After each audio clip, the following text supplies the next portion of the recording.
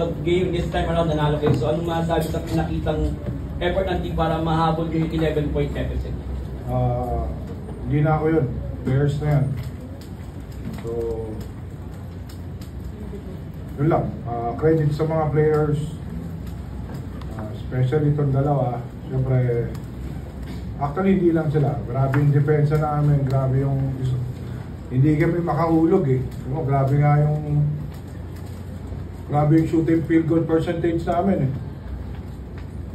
Kadami ng tinira. Kailangan natin ng alaksan ng itong dalawa na ito eh. Namagayong ring, kumbaga. So, pero at least yung confident nandun to take the shot, to take the risk. Hats off sa kanila. Talagang binigay nila kahit anong mangyayari.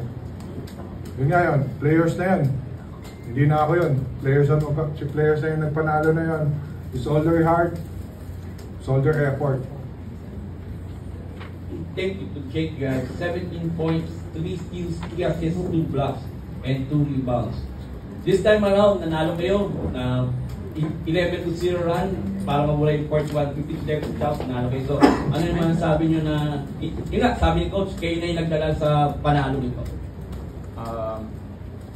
Akin lang siguro, kasi galing kami sa talo. So, gusto namin ipakita na yun nga, magbabounce back kami ng hard. So, ayun, nung fourth quarter, binigay na sa akin ng bola ng mga teammates ko sa road.